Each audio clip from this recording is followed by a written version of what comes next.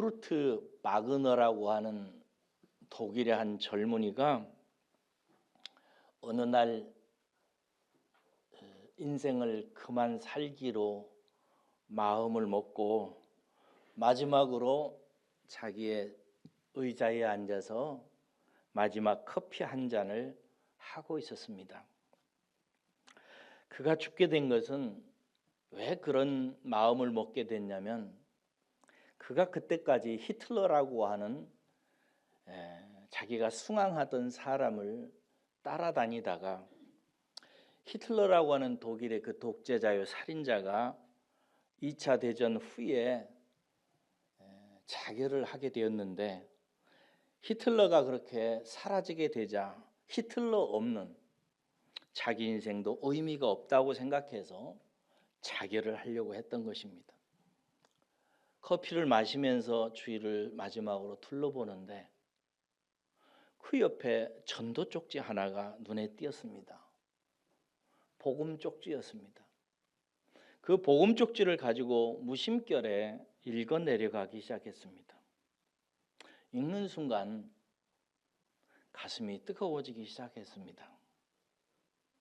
그래서 그 복음이 이야기하고 있는 예수 이야기에 대해서 한번 읽어보자. 나는 지금까지 히틀러와 함께 예수의 본 고향이었던 유태인을 죽이기 위해서 내가 숭앙하던 지도자 히틀러가 600만이나 죽일 만큼 그 원수였던 이스라엘 사람들을 통해서 나타난 예수에 대해서 좀 알고나 죽자라고 생각하고 성경책을 사서 읽기 시작했습니다. 그러다가 쿠르트 바그너는 예수님을 만나게 됩니다. 그리고 그가 변화됩니다. 그리고 말하기를 내가 진실로 따라야 되고 숭앙해야 될 대상은 히틀러가 아니라 예수라고 고백을 합니다. 여러분, 쿠르트 바그너는 복음을 깨닫고 나서야 진실로 자기 자신을 찾은 자가 되었다라고 고백을 합니다. 그는 말하기를 히틀러 안에서 알지 못했던 나를 예수의 복음 안에서 찾고 알게 되었다라고 말합니다. 사랑하는 여러분, 저와 여러분은 반드시 세상을 통해서 알게 된 나, 세상 사람들이 가르쳐주는 지식과 세상 사람들의 삶을 통해서 알게 된 내 인생이 아니라 예수 그리스도를 통해서 알게 된 나, 예수의 복음을 통해서 경험하게 된 나에 대해서 발견하는 축복이 있기를 주님의 이름으로 축복합니다. 바울의 이야기는 이러한 우리의 과제에 대해서 큰 도움을 줘요. 먼저 나는 어떤 사람이었나, 과거의 나에 대한 계시를 분명히 할 필요성이 있습니다. 우리가 분명히 해야 되는 게 있는데, 예수님을 믿기 이전과 예수님을 믿고 난 이후에 내가 완전히 다르다라는 것입니다. 만약에 이 부분을 우리의 마음의 의식 속에 삶의 모습 속에서 이 부분을 분명히 하지 못하고 이 부분에서 깨닫지 못한다면 그 사람은 자기 자신을 발견한 사람이 아닙니다. 12절에서 14절을 가만히 보세요. 내가 이전에 라고 말하면서 자기 자신의 과거에 대해서 얘기합니다. 예수님 만나기 이전에 자기를 얘기하고 있어요. 그때 그는 유대교인이었다고 말합니다. 보통 유대인이 아니었다고 말해요. 동족 중에 비슷한 연배의 동갑자보다 유대교를 지나치게 믿어 조상의 전통에 더욱 열심히 살았던 과거의 자신을 얘기합니다. 그래요. 사도 바울은 유대 종파 중에서도 가장 권위 있는 바리새파 가문에서 태어났습니다. 바리새파 가문에서 태어났다는 그 자체만으로 유대인들에게는 인생이 보장됩니다. 그래서 8살 때 전통을 따라서 할례를 받고, 그리고 그때 당시에 율법의 최고의 학자였던 가말리엘 문화에 들어가서 그로 하여금 가말리엘 문화에서 율법을 배웁니다. 그리고 아주 젊은 나이에 유대 종교 지도자 회의인데 그때 당시에 이스라엘의 전체 나라를 이끌고 있었던 의결기관인데 사내들인 공의회 회원이 되어가지고 이른 나이에 엄청난 지위에 오르게 됩니다. 여기 본문 말씀에도 그래서 여러분이 들은 대로 이제 사도 바울은 하나님의 교회를 심히 박해하고 멸하려 했던 삶을 얘기를 해요. 이 모든 설명이 뜻하는 바가 뭡니까? 사도 바울은 이전에 자기 자신을 해석하고 자기네에서 이해했을 때 율법 안에서 자기 자신을 이해했습니다. 그래서 말하기를 율법으로 말하면 나는 흠이 없는 자라, 나는 완전한 사람이다 라고 얘기했습니다. 그런데 그러던 그가 예수를 만납니다. 그러면서 그는 하나님의 적 원수였다라고 말을 해요. 이 말이 무슨 말이에요? 나는 예수를 알고 나니까 예전에 율법 아래에서 의롭다 생각했던 나, 세상 사람들이 말했던 기준으로 보았던 나는 하나님과 원수지간이었고 하나님에 대해서는 완전히 죽은 상태였고 하나님과는 상관이 없는, 하나님으로부터 말미암는 영생과 영원한 삶에 대해서는 아무런 자격이 없는 자라고 고백하고 있는 것을 발견할 수가 있습니다. 여러분, 우리가 분명히 선언해야 되는 게 있어요. 예수님을 믿기 이전하고 예수님 믿은 이후는 내가 완전히 다른 존재라는 것입니다. 이전에 나는 예수 그리스도와 함께 십자가에 못 박혀 죽고 그리스도가 부활한 것처럼 새롭게 거듭난 새로운 존재라고 하는 사실을 분명히 이해하고 받아들이고 확신해야 됩니다. 우리가 예수 믿고 신앙생활을 하면서도 옛날의 나하고 지금의 나하고 늘 연결시켜 놓고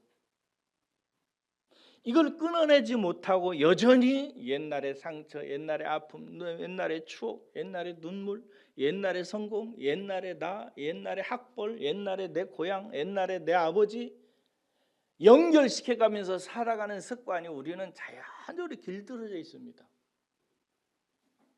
그러나 여러분, 예수 믿기 이전하고 예수 믿고 난 이후는 나는 아무 상관이 없습니다.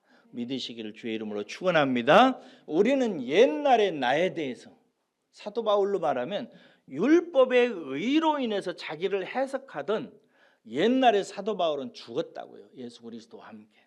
여러분들도 마찬가지입니다. 우리도 마찬가지예요. 이 부분을 분명히 해야 됩니다. 제가 깊이 깨달은 게 있어요. 요한복음 1장에 나오는 얘기인데요. 요한복음 1장에서 요한이 예수님을 설명하기를 빛이라고 이렇게 설명합니다. 빛이라고. 빛의 기능이 뭐죠? 보게 하는 것입니다. 빛이 없어도 모든 것은 있어요. 그런데 빛은 그 있는 것, 존재하는 것을, 사실을 보게 하는 역할을 해요. 예수님이 무슨 역할을 하는 분이냐면은 보게 하는 것입니다. 우리로 하여금. 근데 뭘 보게 하느냐? 요한복음에서, 요한복음 1장에서 특별히 뭐냐면 각 사람을 비추는 빛이라고 이렇게 구절에 나와 있어요. 예수는 누구냐? 각 사람을 비추어줘요. 각 사람을 비출 때 여러분이 이런 복을 받으시기를 주의 이름으로 축복합니다. 각 사람을 비추는 빛으로 오셔서 각 사람을 비춰줘요. 그래서 자기 자신이 누구인지를 발견하게 하시는 분이 예수님이란 말이에요. 그러므로 예수를 믿었다라고 하는 것은 예수님의 빛에 의해서 내가 누구인지를 확인받도록 은혜 받은 사람이라는 사실입니다. 저와 여러분은 예수 안에서 하나님의 아들과 딸입니다. 이 세상에 살지라도 사랑하는 여러분, 저 사람들과 나는 다르다라고 하는 것을 늘 생각해야 됩니다. 같지 않습니다.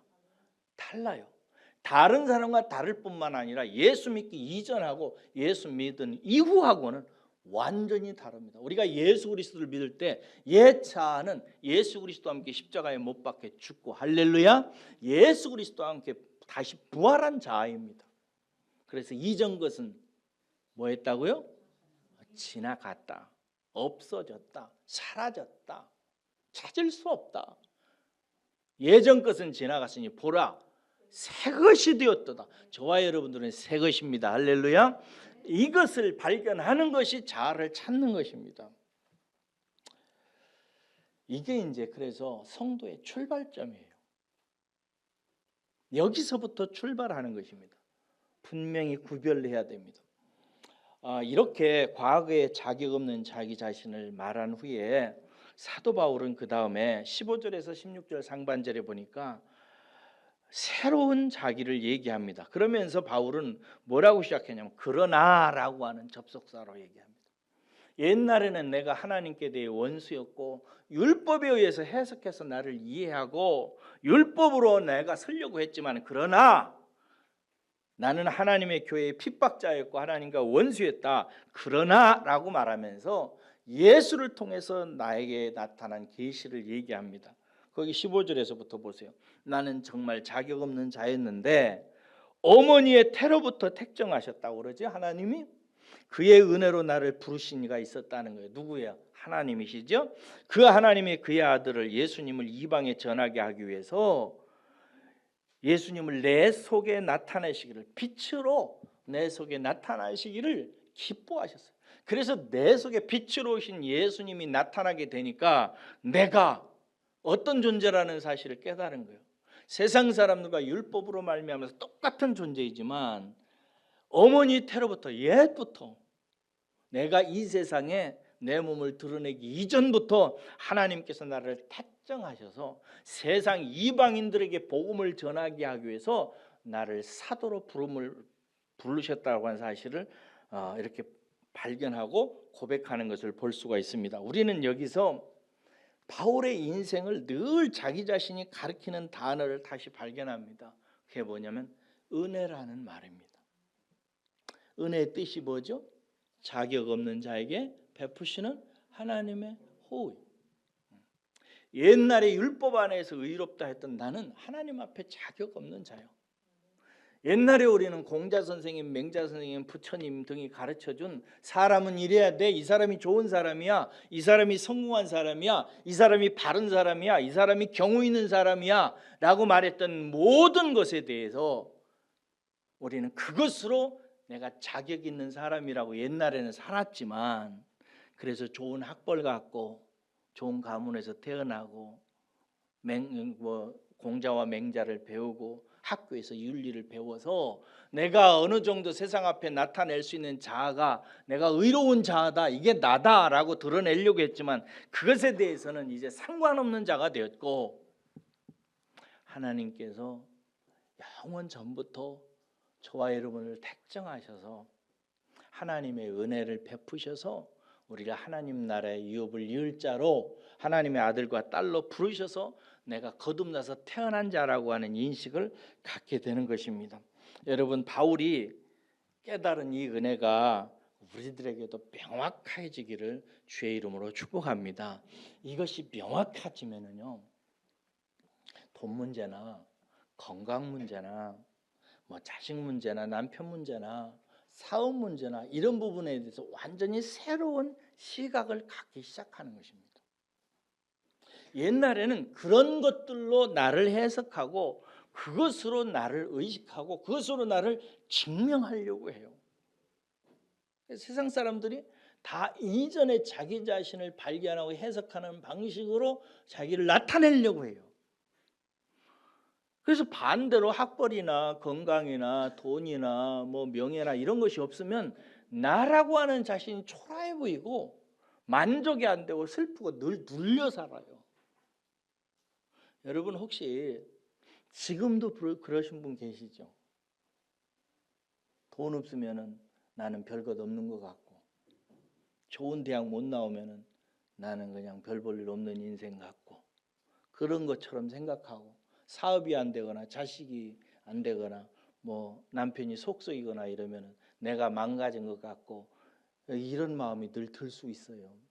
사랑하는 여러분 그러지 마시기를 그러지 않기 위해서는 반드시 하나님 안에서 예수 안에서 내가 누구인지를 생각하는 법과 습관이 길들여져야 됩니다. 그러시기를 축복합니다. 제가 신학대학 다닐 때 전도할 때 써먹었던 전도지가 있어요. 내비게이터라고 하는 선교단체에서 만든 사형리라고 하는 전도 책자예요. 예배드리기 전에는 꼭 꺼놓으라고 했죠. 사형리라고 하는 전도 책자에 이 사형리는 뭐냐면 이제 하나님께서 인생을 향해서 내신 4가지 영적 원리를 사형리라고 그래요. 근데 그 첫 번째 영적 원리에 대해서 이렇게 써 있습니다. 그 문장이 참 탁월하고 딱 들으면은 잊어지지가 않아요. 이게 뭐라고 되어 있냐면 하나님은 당신을 사랑하시며 당신을 향한 놀라운 계획을 갖고 계십니다. 이게 첫 번째 원리예요. 하나님은 당신을 사랑하시며 당신을 향한 놀라운 계획을 갖고 계십니다라는 거예요. 사랑하는 여러분, 예수 안에서 첫 번째 우리가 발견해야 되는 게 뭐냐면 하나님이 나를 사랑하신다고 하는 거예요. 이걸 깨닫는 거예요. 하나님이 나를 사랑하시며 나를 향한 놀라운 계획을 갖고 계신다는 거예요. 준아야, 저기 뒤에 식당에 가서 조용히 하라고. 다 들린다고. 예배는 안 들리고 토론하고 있어요. 여러분, 이 진리가 임하면, 이 진리를 통해서 자기를 알게 되면 새로운 인생이 시작됩니다. 하나님이 나를 사랑하시면 끝난 거 아니에요? 이것 이상의 뭐가 우리에게 필요해요? 아버지 하나님이 나를 사랑하시면 내 인생은 그것으로 완벽한 거예요. 할렐루야. 그렇게 나를 사랑하시는 하나님께서 나에 대한 놀라운 계획을 갖고 계시다 라고 하는 사실을 알게 되면 그 사람의 인생이, 제 친구 중에 한 목사님은 New Life Church라고 이름을 붙여서 개척을 하셨는데, New Life, 새로운 인생이 시작될 수밖에 없어요. 제가 학교 다닐 때 읽었던 그 선교사님 한 분이 있는데요, 한국에서 특수 선교를 하다가 미국으로 돌아가신 가나베 선교사님이 계세요. 이분 이름이 이제 하비 M 콘이라고 하는 이름인데, 미국 북장로교회에서 한국에 이렇게 파송한 교수님이시고 선교사예요. 네, 이름을 이제 간하베라고 이렇게 한국 이름식으로 바꿔서 부르시곤 하셨어요. 근데 이분이 이제 뛰어난 학식과 학문적 소양을 갖고 계신 분이었는데, 이분이 이제 전도한 대상자들은 아주 특수한 사람들이었어요. 그 중에 한 분이 직업 여성들, 옛날 말로 요즘 이런 말 안 씁니다만 창녀들을 가서 복음을 전한 거예요. 근데 이분이 이제 그 책자에 그런 얘기를 씁니다. 이 직업 여성들을 전도하는 방법은 2가지라고. 첫째는 그들의 환경에 도움을 주어서 그들을 환경에서 나오도록 도움을 준다는 거예요. 더 이상 이제 창기 생활을 하지 않도록 독립할 수 있도록 경제적인 도움을 주는 방법이에요. 2번째 방법은 영혼을 구원하는 방식이에요. 그런데 가나베 그 선교사님에 의하면 그저 환경에서만 구해주면 대부분 다시 그리로 돌아간답니다. 대부분 다 그렇대요. 그냥 도움을 줘가지고 이제 자립할 수 있도록 도와주면 다시 그 옛날 삶으로 대부분 돌아간대요. 그런데 영혼을 구원해는 복음으로 하나님을 구원해, 하나님의 복음을 전해서 하나님의 사랑을, 예수 안에 나타난 하나님의 사랑을 전하고 예수님이 당신의 인생을 어떻게 아름다운 꿈을 가지고 계획을 갖고 계신지를 알려주면 그들이 다시는 돌아가지 않는다는 사실을 얘기합니다. 그러면서 이런 얘기를 해요.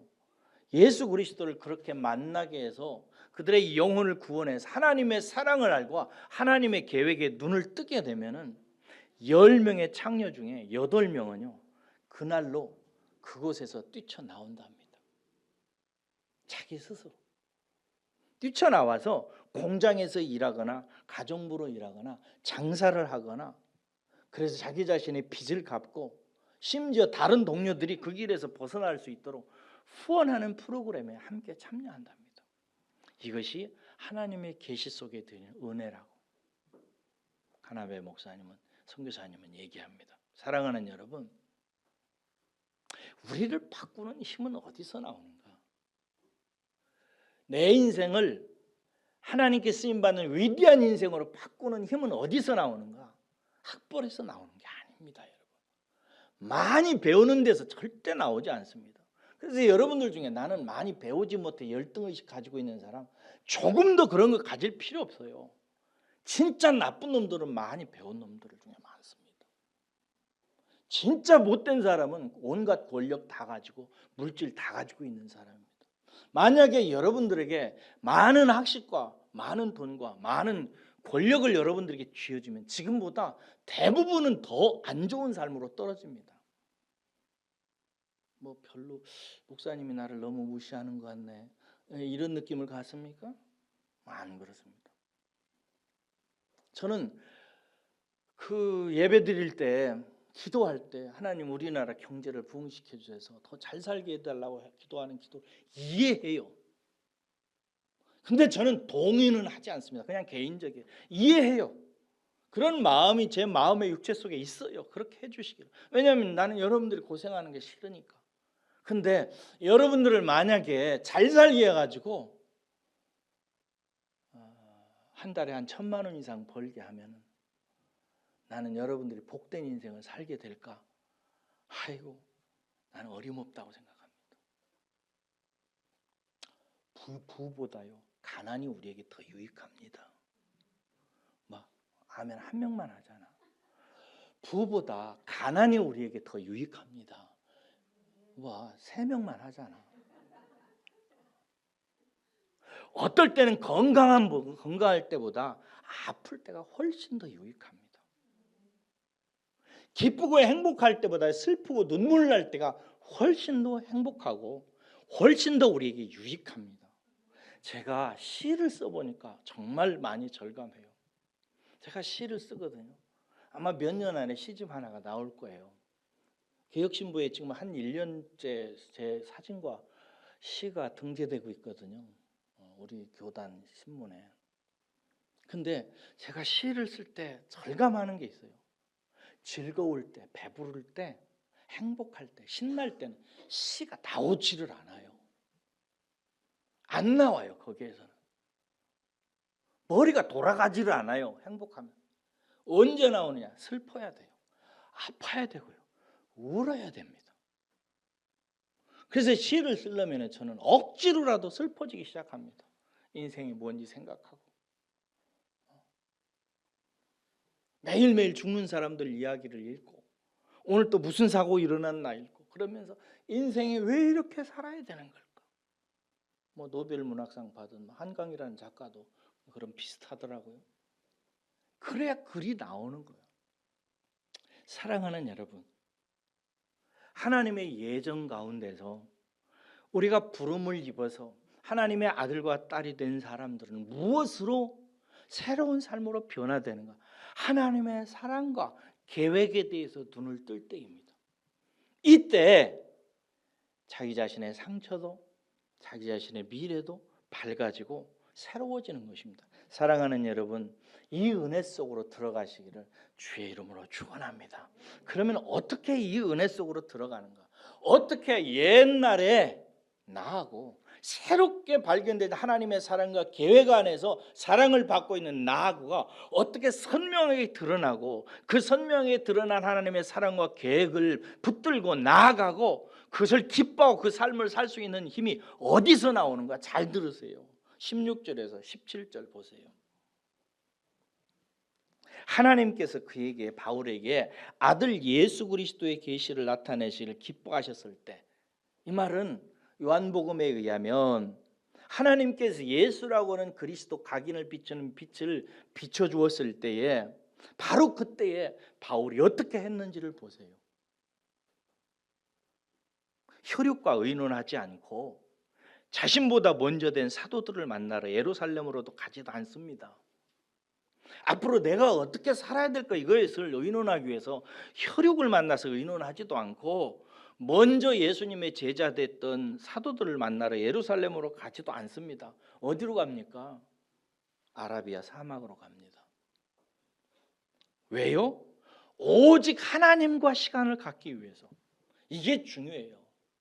자기를 부르신 하나님과의 단독의 시간, 나를 구원한 예수님을 통해서 나타난 하나님의 복음에 대해서 완벽하게 이해하고 깨달아서 자기 자신의 인생을 완전히 알아내기 위해서 사막으로 나갑니다. 그래서 사막 생활을 해요. 몇 년 동안? 18절에 보니까 대략 3년 동안 아라비아 사막에서 오직 그리스도와 교제로 시간을 보냅니다. 이게 거듭난 성도에게 정말 중요합니다. 이 말을 기억하세요. 여러분이 거듭나서 옛날의 자아가 죽고 새 사람으로 거듭났다고 하는 이 진리를 조금이라도 이해하신다면, 그래서 나는 장차 하나님 나라의 유업을 이을 자로 하나님의 사랑을 입어서 하나님의 계획 가운데 있다고 하는 이 진리를 여러분들이 이해했다면, 내가 받은 사랑과 하나님께서 나를 통해서 풀어내시려고 하는 하나님의 계획이 뭔지 알려고 하는 생각을 갖고 일정한 기간 동안 이 문제에 대해서 기도하며 하나님과 예수 그리스도와 성령님과 긴밀하게 단독으로 만나고 교제하는 시간을 가지라는 거예요. 혹시 그런 시간을 가지셨나요? 제가 저를 변화시킨 이야기를 많이 합니다.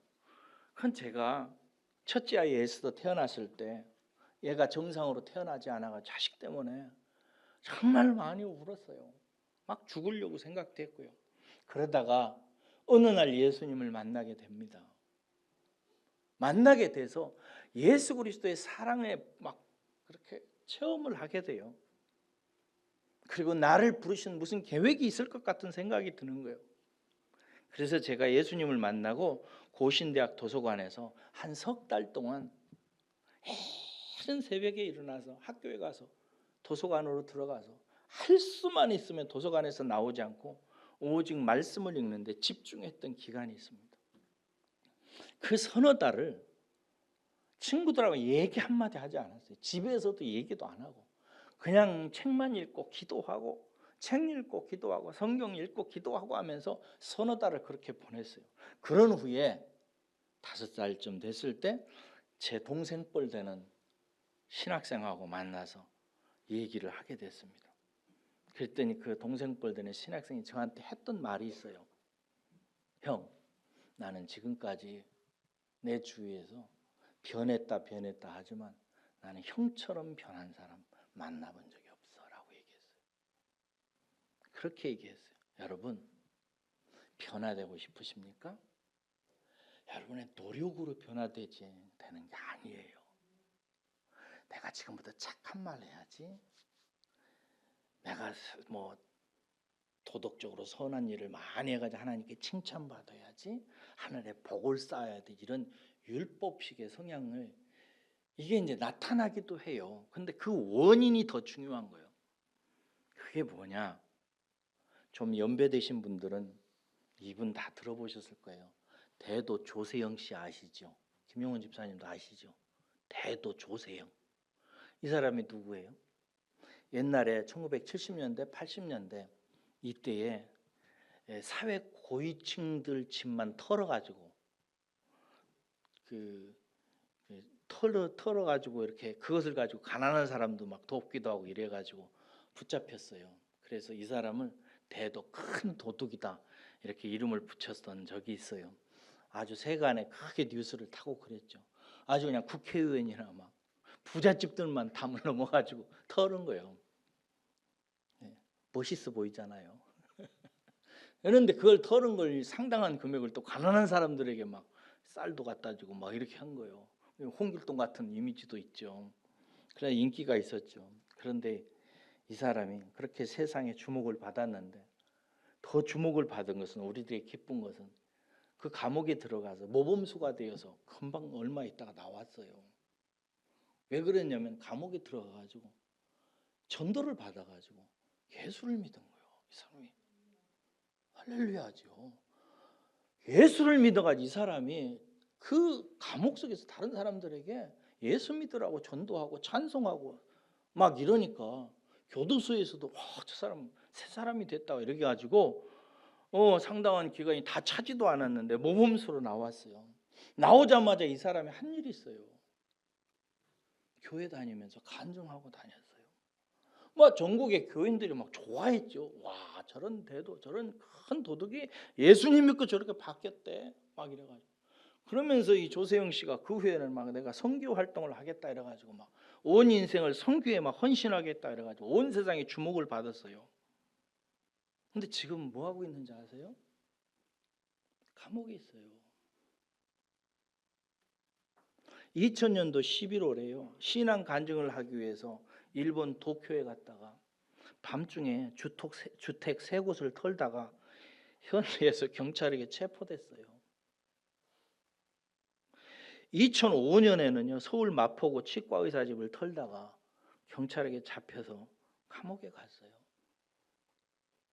또 나오자마자 2013년에는 70대 접어든 나이에 강남 고급 빌라를 털다가 또 걸려가지고 실형을 받아서 감옥에 갔어요. 그래가 조금 있다가 또 이제 뭐 또 들어가고 이래가지고 81세이던 1919년 6월에 서울 광진구 바로 옆이죠. 다세대 주택 1층 방범창을 뜯고 들어가서 고작 몇만 원 훔치다가 돈이 부족하니까 저금통까지 훔쳐가지고 나왔어요. 대도가 소도가 돼가지고 비난을 받았어요. 지금까지 그 후에 몇 차례나 구속이 됐는지 아세요? 놀라지 마세요. 17차례나. 또 도둑질하고 또 도둑질하고 나오면 또 도둑질하고 나오면 또 도둑질하고 그래가지고 구속이 됐어요. 여러분, 제가 처음에 조세영 씨가 나와서 전국 부흥 집회 다닌다고 할 때 제가 그때 친구들에게 했던 말이 있어요. 저러면 안 된다. 저 사람은 지금 저럴 때가 아니고 자기가 만난 예수가 어떤 분이고 자기가 받은 사랑이 어떤 사랑이고 자기를 어떻게 구원했고 자기는 어떤 인생을 살아야 되고 하나님께서 그 삶을 살게 하기 위해서 무엇으로 자기 자신을 붙들고 있고 인도하고 있는지를 배워야 될 때라고. 배워야 됩니다. 다짜고짜 간증 다니고 뭐 사업했는데 내가 뭐 하나님께 도와주세요. 뭐 기업이 일어났다. 이게 어찌 간질거리가 될 수 있어요. 하나님이 어디 기업 잘 되게 하는 것이 하나님의 목적입니까? 사람 만드는 게 목적이에요. 할렐루야. 사람 변화시키는 게 하나님의 구원의 목적이에요. 근데 무슨 사업 잘 됐다고 자기 자식이 뭐 무슨 좋은 대학 들어갔다고 뭐 투자했는데 잘 됐다고 하나님께 복 받았다고 그것 가지고 전국 다니면서 간증하는 것이 이게 하나님의 뜻에 맞아요? 아니에요. 하나님의 뜻은 그것에 목적이 없어요. 그럴 것 같으면 다 부자 되게 하고 다 건강하게 하죠. 여러분, 사람은 예수 그리스도의 사랑을 입어서 구원을 받고 나면은요 여전히 구원받은 자가 육체 안에 있어요. 이 육체를 이기는 힘은요 사람에게 없어요. 아무리 다짐을 하고 아무리 몸부림을 쳐도 우리는 육체를 이길 수 없습니다. 조세영 씨에게는요 도벽이라고 하는 육체적 DNA가 아주 쩔어 있는 사람이에요. 그래서 그의 고백에 의하면 도둑질을 해서는 안 된다는 거 아는데 견딜 수가 없다는 거예요. 시장을 가도 어느 집 옆을 지나가도 저 집 들어가서 꼭 돈을 많이 훔치려고 들어가는 게 아니라 그 도벽 자체에 아주 육체가 쪄들어 있는 거예요. 그걸 이길 힘이 조세에게는 없어요. 일본까지 가서 복음을 전하고 예수를 전하러 갔다가 그 전도 집회를 밤중에 하고 집에 가다가 다른 집 들어가서 털이를 하고 있는 자, 이걸 어떻게 하면 좋겠어요? 이걸 이길 힘이 어디에 있겠어요? 여러분, 예수님께서 십자가에 달려 죽으신 이유에 대해서 이렇게 말씀하십니다. 종의 멍에를 벗게 하려고, 육체를 이기게 하려고 하셨다고 얘기합니다. 사탄이 사람을, 성도를 특별히 삼키는 방법은 뭐냐면 적당한 믿음에 머물게 하는 방식입니다. 적당히 성경 보고 적당히 기도하고, 이 적당이라는 말이 적합한 말은 아니에요. 하여튼 자기가 생각할 때 어느 정도 신앙생활하고 어느 정도 말씀 보고 어느 정도 기도하고 그럭저럭 살아가도 될 것 같은 마음을 찾고 갖게 하는 거예요. 결과가 뭔지 아세요? 가라지가 됩니다. 제가 놀라운 소식을 들었는데요. 최근에 조세영 씨의 전처, 그 여자분, 아내분이요, 지금은 스님이 되어가지고 절에서 비구니로 살면서 대도 조세영 씨를 위해서 기도하고 있답니다. 이게 뭐예요?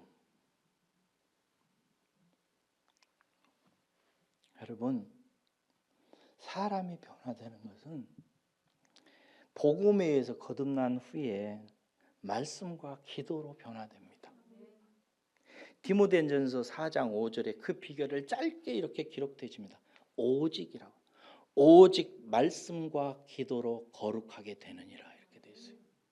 다른 것 없습니다. 다른 것은 열매이지 원인은 아니에요. 우리가 전도하고 헌금하고 봉사하고 충성, 정말 우리 교회 그런 분들이 있어서 너무 감사합니다. 그런데 그건 열매이지 원인은 아니라고. 그 열매가 나타나게 하는 것은 무엇으로 하냐? 나도 저렇게 해야지, 여기에서 나오는 게 아니란 말이에요. 나도 저렇게 살아야지, 이거 아무리 결심해도 소용없어요. 그건 제가 골백 번 해봤어요. 안 돼요. 거기서 나오는 게 아니라 나를 구원한 하나님의 복음의 말씀으로 들어가고, 나를 구원한 하나님의 성령과 기도하며 사는 삶 속에서 만들어져요. 그래서 오직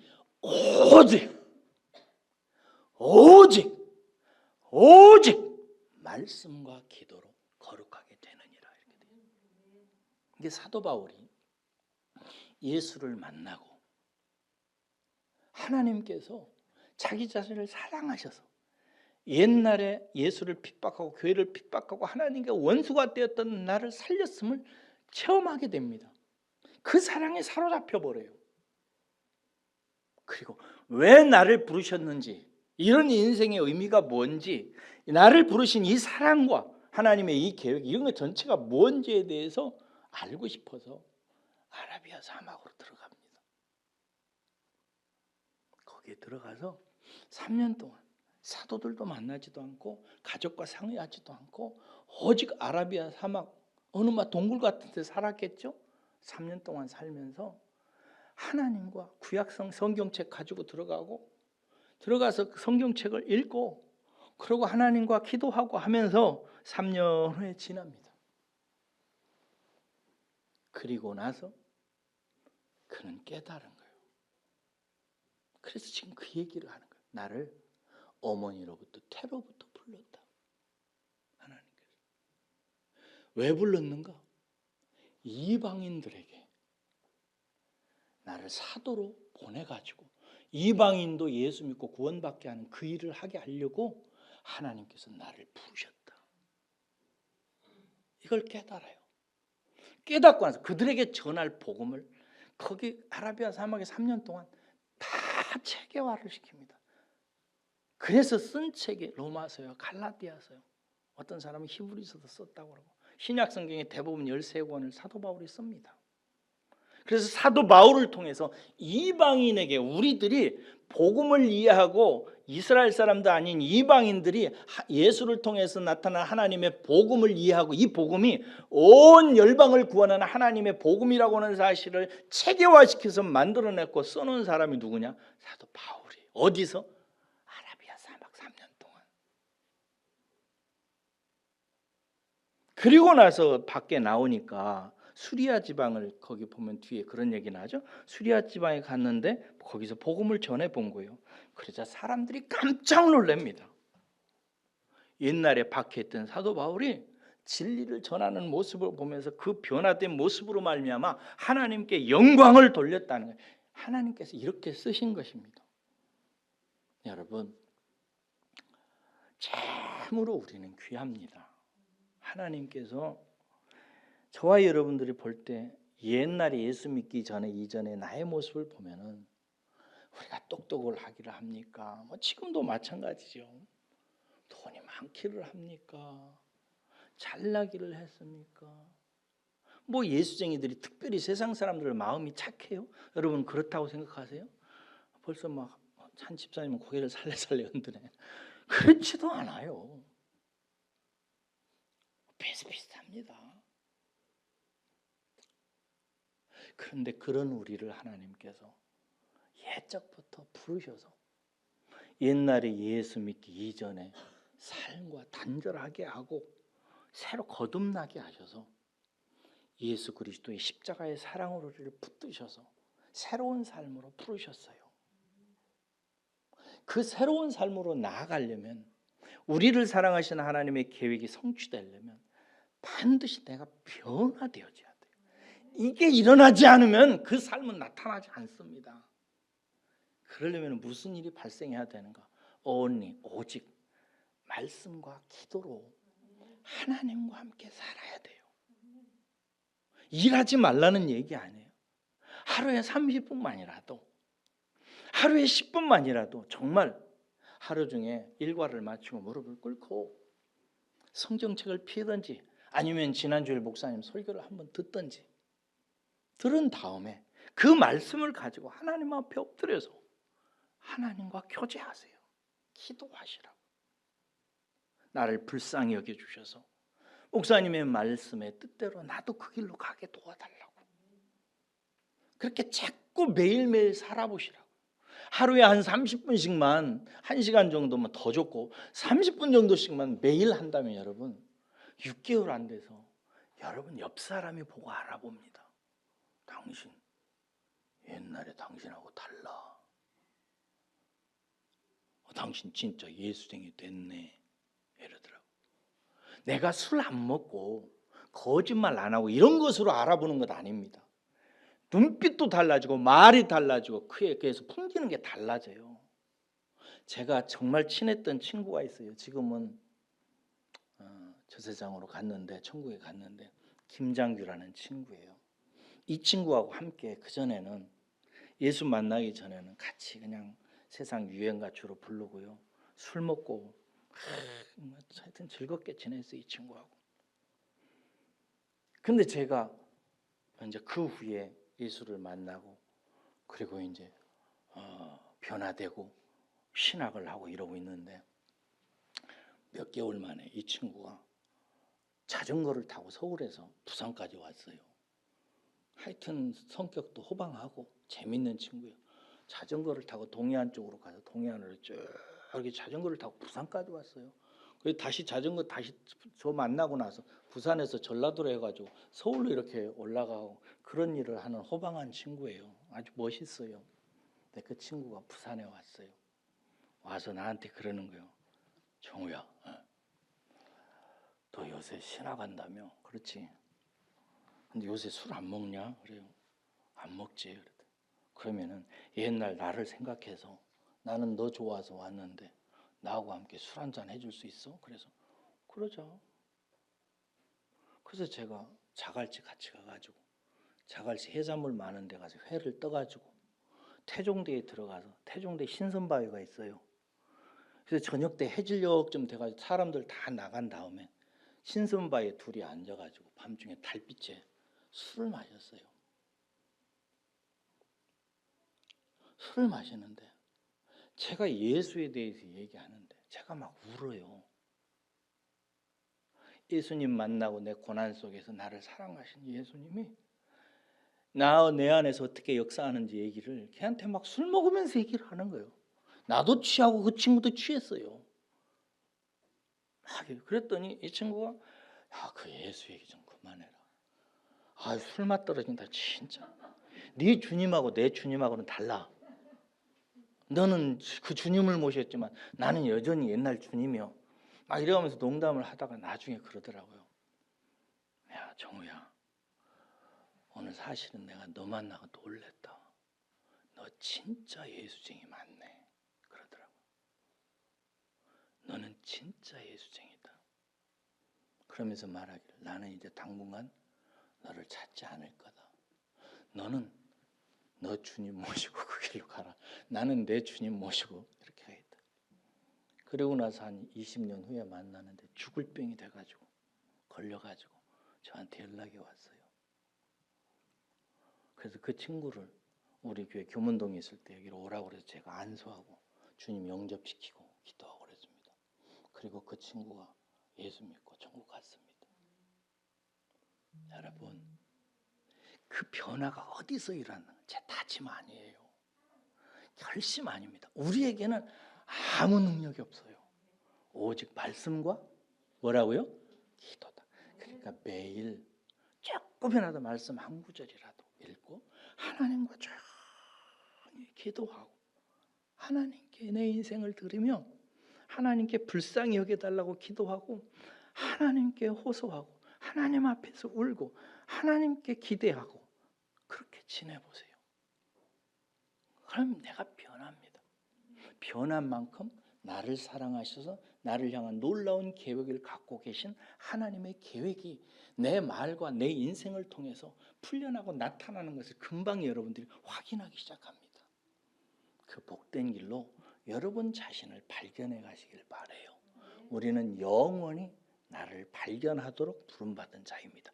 내 안에 계신 하나님으로 말미암아 내가 새로운 자로 변화되는 것을 날로 새로워지는 내 자신을 발견하게 될 것입니다. 그렇게 알아가시는 분들 되시기를 축복합니다. 기도합시다.